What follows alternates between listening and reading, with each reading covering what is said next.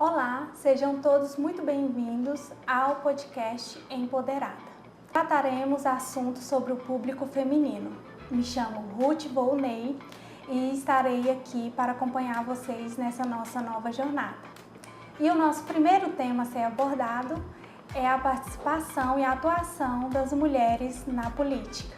Para isso, nós temos aqui a nossa convidada, que é a única vereadora na Câmara Municipal de Pouso Alegre, cidade do sul de Minas Gerais. E nós vamos conversar um pouquinho com ela hoje, a vereadora Lívia Macedo. Oi. Tudo bem, Lívia?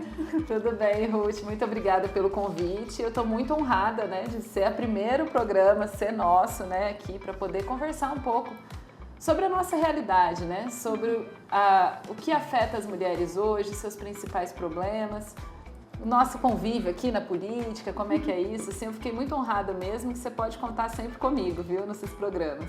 Muito obrigada, eu que agradeço, é uma honra conhecê-la.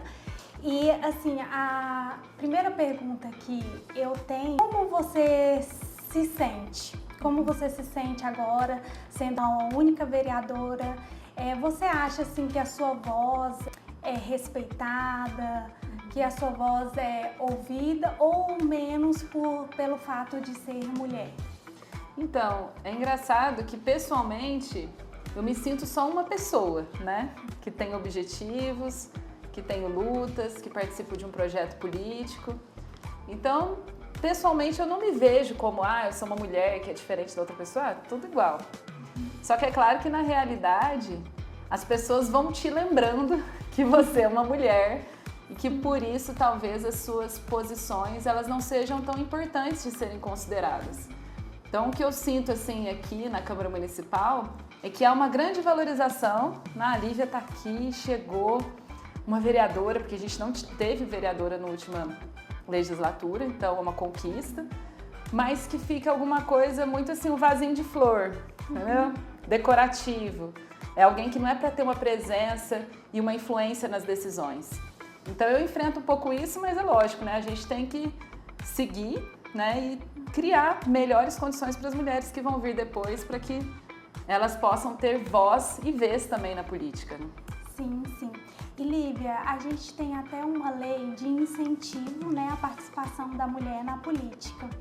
Então, assim, o que você falaria para outras mulheres? Qual o caminho, as mulheres que querem participar, qual o caminho que ela deve percorrer, como que ela deve iniciar, assim, para entrar nessa trajetória aí? Eu acho que primeiro a mulher tem que entender que ela pode participar da política, Que o que ela faz na comunidade, quando ela se organiza por um posto de saúde, quando ela luta por um transporte escolar, quando ela está ali pensando, precisamos de uma quadra aqui para os nossos filhos terem lazer.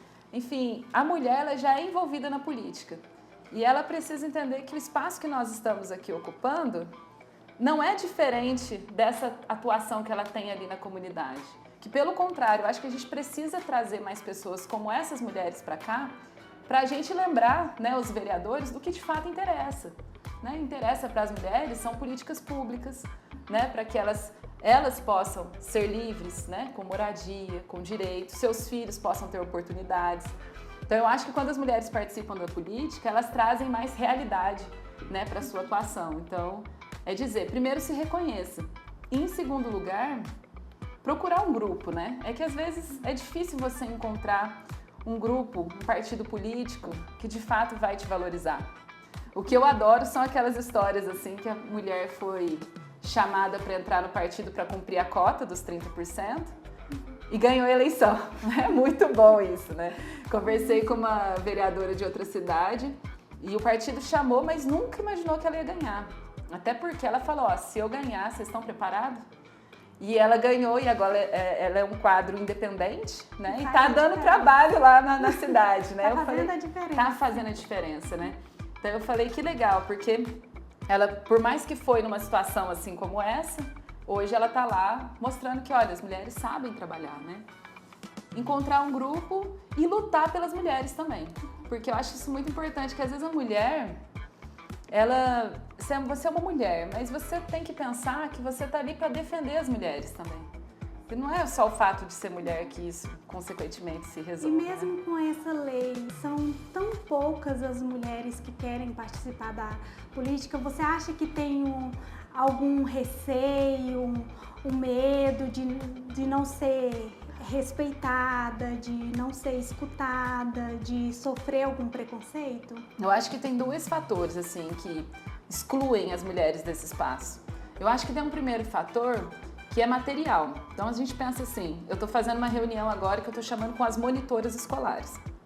Muitas estão me respondendo assim, quero muito participar, mas não tenho com quem deixar meus filhos.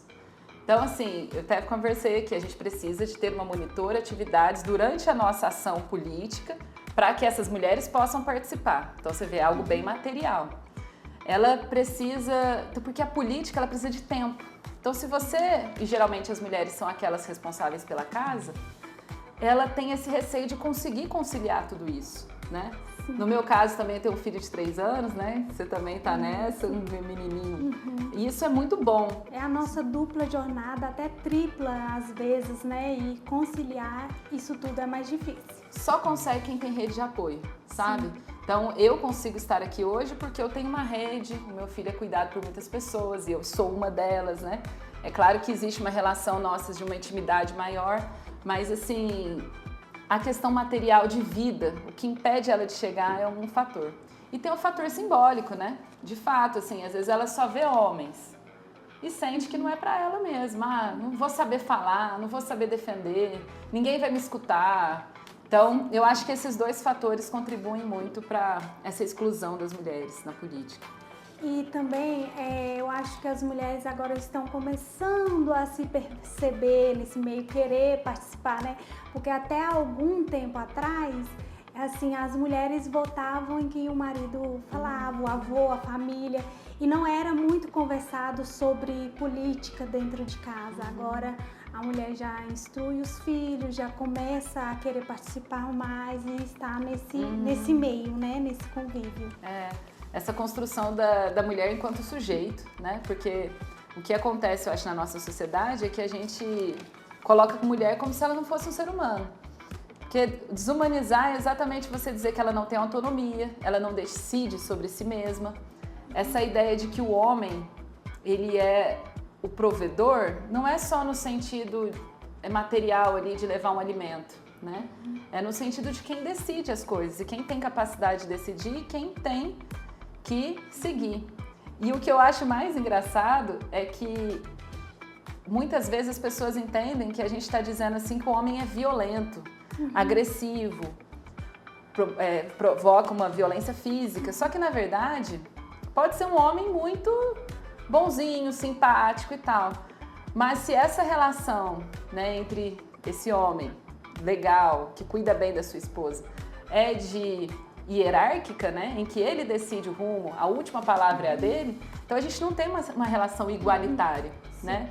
E o que nós, né, dentro da nossa perspectiva política, a gente quer uma igualdade real, sim, né? Igualdade em tudo entre homens e mulheres, né?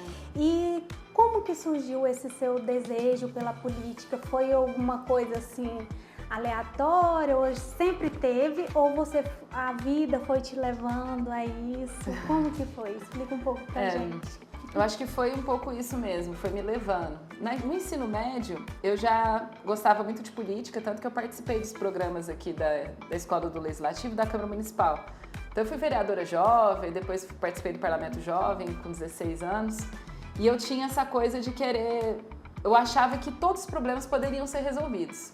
Um deles que eu pensava, gente, a fome. Como é que pode existir fome? Isso sempre foi uma coisa que me intrigou, assim. E então, para buscar essa resposta, eu falei, não, vou fazer ciências sociais. Aí cheguei na faculdade, primeiro dia de aula, por que vocês escolheram? Aí eu levantei a mão e falei, não, porque eu quero mudar o mundo. Aí meu professor riu, eu falei, então você está no lugar errado. Porque aqui não é lugar de mudar o mundo, você muda o mundo da política. Aqui nós somos cientistas. Mas é claro que não é tão bem assim, porque a ciência ajuda muito a dar subsídios para a mudança real. Mas ali então eu fiz a faculdade de Ciências Sociais e quando eu voltei para Pouso Alegre em 2016, eu comecei a me envolver. Então eu criei um grupo de mobilidade urbana, que foi o Movimento Transitar em 2016. Comecei a participar de uma associação de moradores. Aí fui para o coletivo Florescer também, que já é um coletivo de mulheres. Aí mudei de bairro, associação do bairro Cidade Vergânia, criei uma Casa Bem Viver, movimento Restaurante Popular. Então, muito de bases de movimentos sociais em que a gente atua buscando direitos, né? Então, eu sou meio que fruto disso também. E acabei me envolvendo em partido político em 2016, na candidatura de uma mulher também aqui em Pouso Alegre, que é a Thelma. Então, ela foi candidata. E aí eu cheguei e falei, quero ajudar na sua candidatura, nem conhecia ela. Aí ela conhecia o PCdoB, e aí me encontrei. Então, na verdade, hoje o que mais me coloca nesse centro de sentido para o meu movimento político é o partido, porque é o partido que me dá uma base política, teórica, estratégica para uma mudança, por exemplo, de como acabar com a fome. Que eu sei que não é uma coisa que eu vou fazer em Pouso Alegre, mas a gente tem que pensar em uma sociedade que seja verdadeiramente justa, né? Então, eu acho que o partido foi a grande virada de chave de me colocar nesse lugar de posso ser vereador, posso ser deputado, posso também não. Posso ser só uma pessoa que vou cumprir uma tarefa dentro de um partido, mas sempre contribuir na luta. Não vejo a minha vida mais fora do movimento político, sabe? Se uma mulher quisesse se integrar agora nesse meio, começar agora nesse meio, assim, qual caminho assim você daria? Você fala assim, você pode começar por isso, você pode estar fazendo isso, que nem você mesmo fez, né? Começou a participar de associações de bairro, né? Ajudar a colega na campanha política. Exato. Eu acho que o caminho para as mulheres que querem atuar na política é se conectar com os problemas reais do lugar onde ela vive, que é uma coisa que as mulheres meio que já fazem, né? Então, intensificar um pouco essa atuação e conectar essa atuação mais do dia a dia a uma ideia de projeto, sabe? Muitas pessoas não conectam uma ideia de projeto. Então, você vai ter muitos vereadores e vereadoras que estão aqui. Atende uma pessoa aqui, atende uma pessoa ali. Então, você vai atendendo muitas pessoas. Mas, como que a gente vai realmente construir uma sociedade em que todas as pessoas tenham direitos plenos em saneamento básico, em moradia, em transporte? Como? Aí a pessoa fala, não sei, né? Então, eu acho que você conectar aquilo que você faz no dia a dia com um sonho, com um projeto de transformação real e profunda, você dá mais energia para a sua atuação ali no local.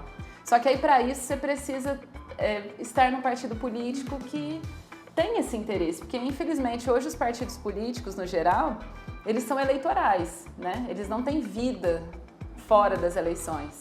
Eles não oferecem respostas para os problemas das pessoas. Então, eu até convidaria essa pessoa para conhecer o nosso partido, lógico, tem outros partidos também que fazem esse processo, para que ela possa se integrar a um coletivo maior, para que a ação local dela consiga ter uma força muito maior para uma transformação mais ampla. E eu acho assim que ninguém melhor para estar nesse meio político do que a mulher, porque a mulher sabe da necessidade ali, ela está sempre, sabe a necessidade do bairro, da casa, ela está sempre participando de tudo, sempre ali vendo tudo, administrando tudo, né, a casa, o filho, olhando como está a escola, né, para o filho dela, buscando os direitos dela, do filho dela, às vezes até de algum vizinho, né. Então eu acho assim que a mulher é perfeita para estar nesses cargos aí, né? Nossa, 100%. Até quando qualquer pauta que a gente for, a gente vai encontrar a mulher na linha de frente. Até, por exemplo, uma das pautas da pessoa com deficiência, a questão que você trouxe, que a gente estava conversando sobre o autismo. Cara, é a mulher que está ali correndo atrás do tratamento para o seu filho, da professora de apoio na escola, para que esse menino tenha oportunidades, para que ele tenha apoio para se desenvolver na vida. E isso ela vai passar por uma série de políticas públicas, desde um transporte até um tratamento de saúde, um acesso à educação com inclusão verdadeira. Então ela vai conhecer a política pública e ela está preparada para estar na política. Como você falou, essas coisas elas se complementam, né? Sim, sim. E assim, se você fosse definir a palavra mulher, como você definiria? Eu acho que mulher, na sociedade em que a gente vive, a mulher é luta, né? A mulher é resistência. Ela também é uma sobrevivente, talvez, né? E eu não gosto de romantizar muito a nossa existência, sabe? Eu acho que, na minha perspectiva, nós não temos diferenças, ainda que possa existir uma diferença biológica entre homens e mulheres. No final das contas, o que nos constrói enquanto seres, né, dentro de gênero feminino e masculino, ela é construída com base numa desigualdade, que nos coloca nessa posição de submissão. Então a gente está aqui buscando uma igualdade, buscando ter oportunidade, buscando que os nossos filhos tenham oportunidade. Tentando também dizer que, olha, todo cuidado com nossos filhos, com a nossa casa, com os idosos, com as pessoas com deficiência, porque geralmente são as mulheres envolvidas, isso é trabalho também. E política também, E né? é política, porque às vezes nos colocam nessa posição, a gente ama os nossos filhos, né? Meu filho é tudo na minha vida, né? A gente, quando é mãe, a gente descobre um amor que a gente nunca sentiu na vida. Mas o tempo que é dedicado para o cuidado do meu filho é trabalho. Né? E ele precisa ser contabilizado na sociedade. A gente não pode dizer, não, mas ela teve filho, a responsabilidade não, precisa de creche. Então hoje eu tenho acesso a uma creche período integral e isso me dá possibilidades de estar aqui hoje. Então ele precisa também de alguns tratamentos de saúde para poder se desenvolver. E então isso também é uma forma de garantir essa participação. Né? Então assim, as mulheres elas estão nesse meio todo, né? E acho que agora a pergunta mais importante é: quem é a Lívia? Não a Lívia vereadora, não a Lívia profissional. Quem é a Lívia? Não a Lívia mãe, não a Lívia... Quem que é a Lívia? Olha, essa pergunta é profunda, viu? Eu sou sempre uma pessoa muito fechada assim, nos objetivos, né? E a gente faz uma pergunta assim, a gente fica até refletindo, né? Mas eu sempre fui uma pessoa muito extrovertida, de muitos amigos, uma pessoa que nunca gostou de conflito. Então, conflito e Lívia não combina. Então, assim, aquela pessoa que quer conciliar todo mundo, os amigos, né? Então, acho que eu sou uma pessoa, assim, que tenho dedicação para algumas coisas que eu gosto, mas também sou muito desorganizada para muita coisa, sou esquecida, né? Então, eu não sei, eu acho que é difícil definir quem a gente é, né? Sim. Mas é uma coisa, assim, mais de família também, né? Mas, no geral, é porque a gente vai mudando, né? Eu tô numa fase da vida, nos últimos anos, que eu mudei muito de como eu era antes. Por exemplo, antes eu era uma pessoa que gostava de viajar. Eu ainda gosto de viajar, mas a minha vida, quando eu era mais jovenzinha, era conhecer outros lugares, era fazer isso, aquilo. Hoje em dia, minha vida minha felicidade é ou ver meu filho se desenvolvendo, criando, ou então ter conquista na política. Isso pra mim é felicidade. Então, assim, quando eu brinco que a luta é uma coisa que, por mais que a política seja também algo que faz parte do meu trabalho, ele também me define muito como ser. Porque acaba que eu me movo em torno dessas discussões e aqui, nossa, conseguimos melhorar aqui uma coisa, ufa. Eu me sinto útil socialmente, eu sinto que eu estou conseguindo contribuir para outras pessoas melhorarem alguma condição, para sofrerem menos. Então, a Lívia, eu acho que também é muito mais nesse sentido, sabe? E assim, como você tem essa parte sua que é mais acolhedora, né? Que você falou assim, que é mais amiga, essas coisas. E na política sempre tem aquele embate, né? Tem bastante conflitos. Assim, isso incomodou um pouco agora que você entrou nessa carreira? Isso te incomodou um pouco ter aquele conflito, aquele embate, assim? Olha, o que eu não gosto muito é da falta de inteligência dos políticos, né? Porque se o embate e o conflito for me dar um resultado que vai melhorar a vida do povo, com certeza eu vou pro embate e vou pro conflito, né? Mas, no geral, aqui na Câmara Municipal de Pouso Alegre, por exemplo, eu acho que o que resolveria grande parte dos problemas, não só da população, mas inclusive políticos no sentido para os vereadores, seria ter uma postura mais conciliadora, uma postura de mais diálogo, né? Principalmente quando a gente pensa entre prefeitura e Câmara. Mas é aquilo, homens também, eles carregam muitos sentimentos, ressentimentos. Aquele instinto de competição, né? De vingança, de coisas que ficaram na história. E eu, como eu tô na política e sempre participei de movimento social, eu não me importo em nada se o outro político discorda 100% comigo. Isso não me abala mesmo emocionalmente. O que eu quero saber, olha, eu tenho esse interesse aqui, eu tenho essa agenda aqui para as mulheres. Como que eu vou conseguir isso aqui? Então eu tenho que articular com esse, aquele, aquele. É assim que funciona a política. Só que é como você falou, você chega aqui e tem esse clima. É um clima que às vezes é um pouco pesado, né? Um pouco hostil, né?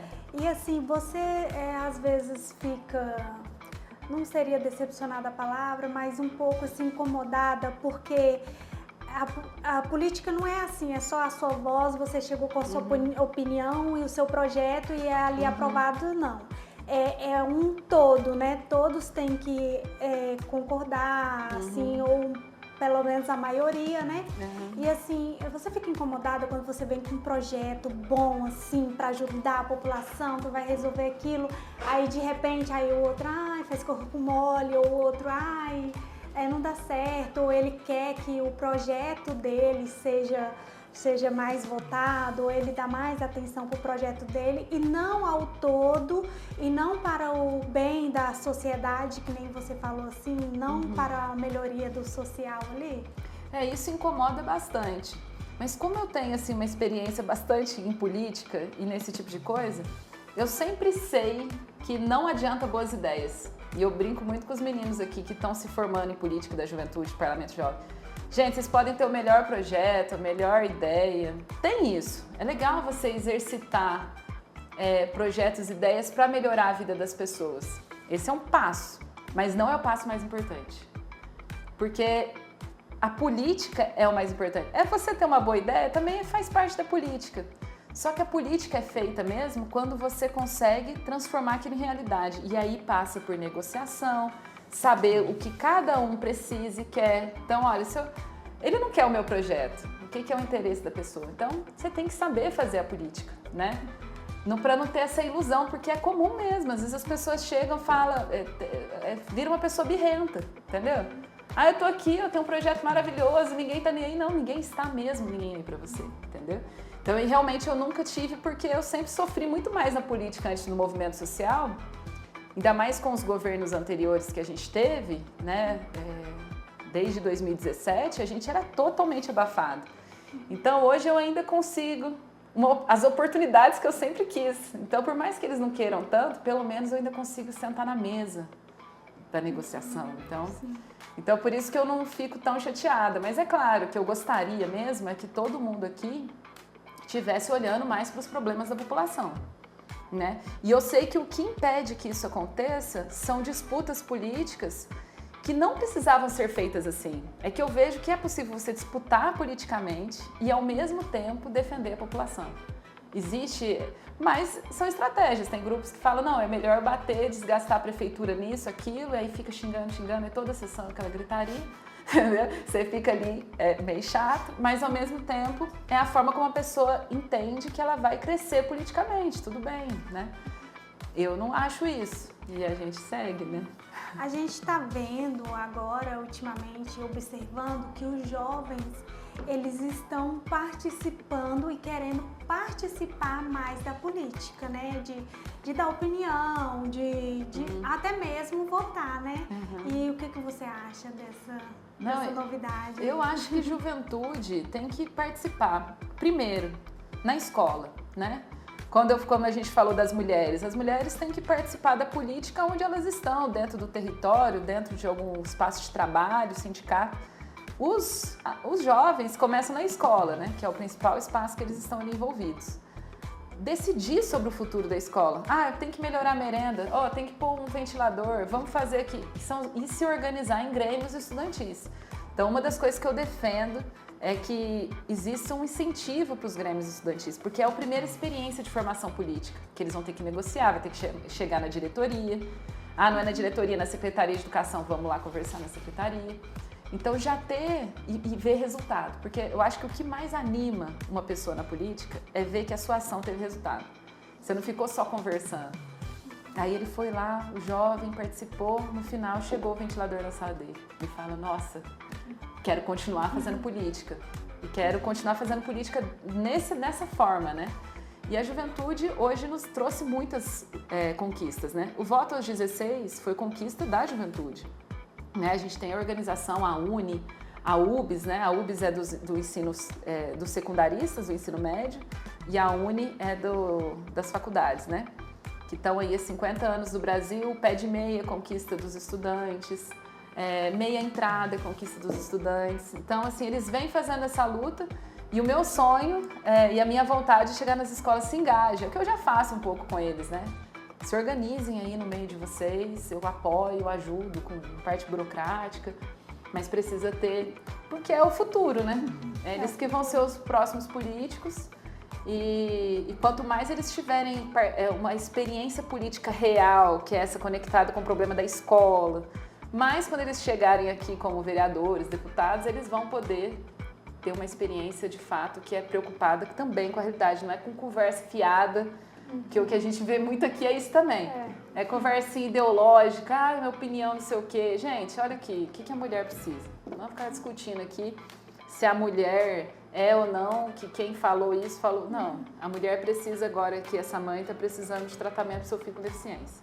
Né? Esse é o nosso problema a ser resolvido. Então, Lívia, muito obrigada, viu? Foi um prazer, como eu disse no início, conhecer.